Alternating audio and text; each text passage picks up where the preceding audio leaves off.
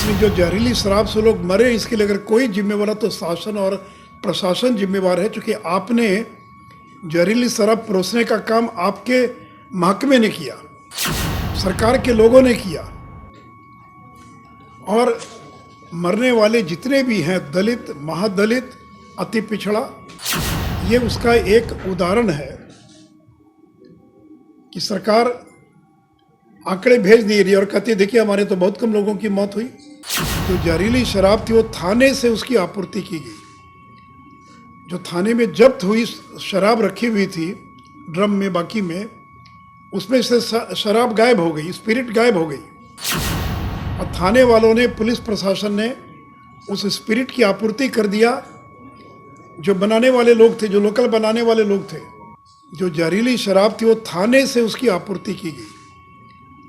जो थाने में जब्त हुई शराब रखी हुई थी ड्रम में, बाकी में, उसमें से शराब गायब हो गई, स्पिरिट गायब हो गई। और थाने वालों ने, पुलिस प्रशासन ने उस स्पिरिट की आपूर्ति कर दिया। जो बनाने वाले लोग थे, जो लोकल बनाने वाले लोग थे। इसलिए जो जहरीली शराब से लोग मरे, इसके लिए अगर कोई जिम्मेवार है तो शासन और प्रशासन जिम्मेवार है, क्योंकि आपने जहरीली शराब परोसने का काम आपके महकमे ने किया, सरकार के लोगों ने किया। और मरने वाले जितने भी हैं, दलित, महादलित, अति पिछड़ा, आदिवासी तो इस इलाके में नहीं है, लेकिन 90% जो मरने वाले हैं वो समाज के इन्हीं गरीब तबके के लोग हैं जिनको मरने दिया गया है।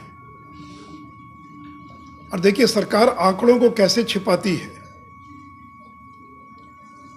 नेशनल क्राइम रिकॉर्ड ब्यूरो है भारत सरकार का, जिसमें हर अपराध का आंकड़ा राज्य सरकार भेजती है, क्योंकि भारत सरकार कोई आंकड़ा इकट्ठा नहीं करती है, राज्य सरकार आंकड़ा भेजती है।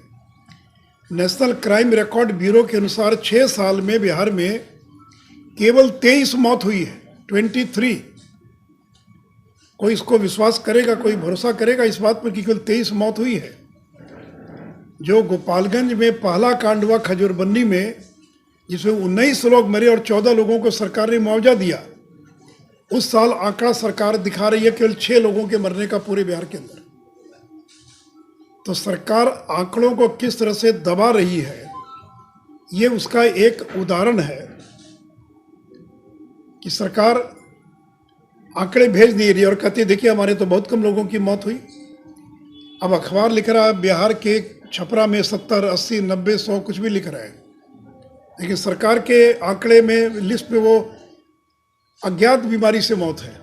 वो तो उसी को मौत मानेंगे जहरीली शराब से, जिसका पोस्टमार्टम हुआ नंबर 1, पोस्टमार्टम के बाद जिसका विसिरा जांच के लिए गया फॉरेंसिक लैब में, 2 महीने बाद उसकी रिपोर्ट आएगी। उस रिपोर्ट में अगर जहर पाया गया तब जाकर वो जो है माना जाएगा कि वो जहरीली शराब से मौत हुई है। तो बात की संदर्भ क्या वो समझ लीजिए कि एक्साइज डिपार्टमेंट एक बहुत बड़ा माध्यम है रेवेन्यू कर संग्रह का। कॉमर्शियल टैक्सेस सबसे ज़्यादा है, जीएसटी सबसे ज़्यादा, पेट्रोल पर टैक्स सबसे ज़्यादा, उसके बाद आता है एक्साइज डिपार्टमेंट। तमिलनाडु और कर्नाटक सरकार को 25,000 करोड़ रुपया प्रति वर्ष केवल एक्साइज से आता है। तो बिहार को लगभग 6,000 करोड़ रुपया प्रति वर्ष ये शराब के राजस्व से प्राप्त हो रहा था। 6 साल का अगर औसत ले ले तो ज़्यादा ही होगा, लेकिन मैंने 30,000 लिखा।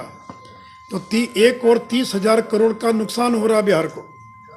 दूसरी ओर 4 लाख लोग जेल चले गए और तीसरी ओर 1,000 लोग जहरीली शराब पीकर मर गए। उसके बाद भी आप शराबबंदी को ठीक से लागू नहीं कर पा रहे। तो मेरा संदर्भ ये है कि उसके बावजूद हमने आपका साथ दिया जब मालूम था कि इतने बड़े राजस्व की क्षति होगी।